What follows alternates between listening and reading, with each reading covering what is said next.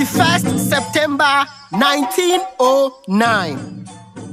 The world would witness the birth of a blessed bouncing baby boy. Right here in the heart of the world, a town not far from the coast. His name would be Francis Kofi Ngoloma. And half a century after his departure, his honorable deeds we shall yet discuss at a toast. For indeed, Nkrumah never dies. Dear Osajefo, it is with a warm heart that I send to you my heartfelt felicitations. Indeed, I would have loved to pierce my rod through this flesh of words without salutation. But just so that I may spare myself of contempt by our today popular courts of civilization, kindly indulge me as I take you on this expedition of a historically assorted perambulation. But Osajefo, just before I set in lane this lyrical composition designed to erect your prodigious self and feed you with some information, may I, with a deep heart, introduce you to the kind of discourse we have had all these years about you since your sorry departure. Osajefo, ever since you left, we have been told how handsomely charismatic was your nature and your uncompromising posture for an independent and united Africa. We were told about your infectious philosophy of a continental union government. Osajefo the showboy.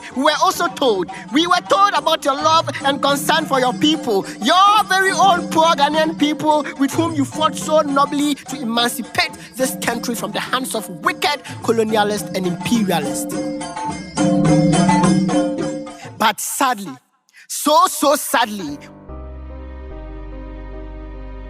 we were told about the high levels of perfidiousness and unfaithfulness that entangled your period of stewardship as father of Pan-Africanism and founder of the Republic of Ghana. Osajefo, we were told all of these and even more. But showboy, my very own showboy, albeit all of these things, I am even much more enraptured to announce to you that 47 doleful years after your departure, your grandchildren cannot have it. Nkrumah, they cannot have it all.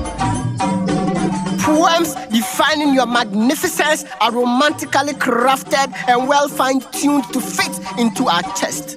Your name has been carved in gold and beautifully sung in songs that are composed just for you. Meanwhile, sadly for your detesters who couldn't even stand your images being printed by the press, portrait pictures of you today are widely dried on books of almost all school children. My dear Osajefo, I would have loved not to do this, but on the contrast, please allow me to journey you on a mournful excursion, a journey through the heartsick of many an African. I am utterly frustrated to trumpet to you that the very enemy you warned us against has yet so effortlessly dawned on us.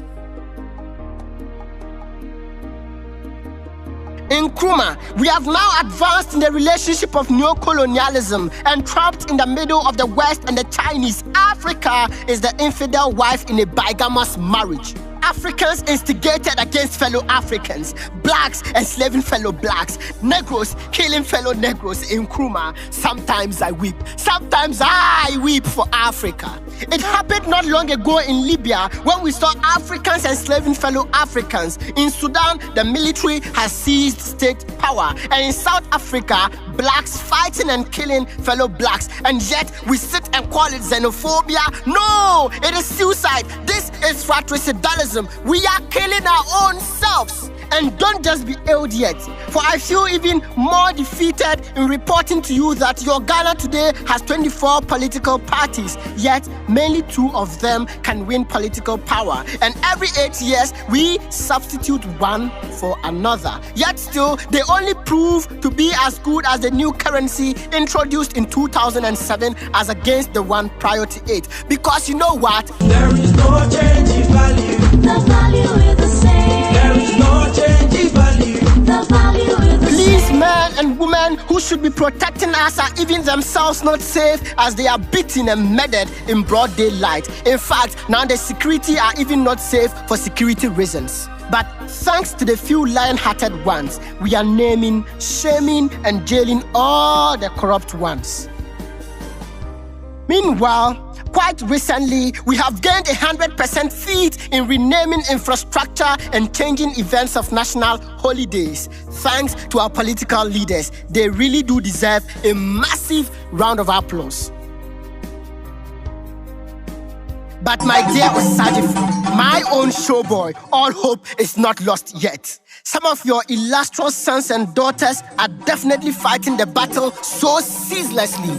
Aliko Dangote, Strive Masiyiwa, Nuala Weyala, PLO Lumumba, Paul Kagame, Sangudele, Black Rasta, Wally Soyinka, Comrade Kwesi Pratt, me, myself and I, and a host of others are determined to leapfrog and hijump this continent to an unimaginable state of political and economic independence. To a time when we would learn to live together as brothers and sisters tied in one garment of nobility, and that whatever affects one of us indirectly affects the rest of us. To a time where we wouldn't be divided by geographic ties nor by linguistic ties. To a time when we all Africans see ourselves as one. For indeed, all of us Africans are one. Osadifo, we are doing this while in the know that you will be alive with us in spirit and in strength. Because we know for sure that you never die. Daye Papa. Poet Negus, the reformer.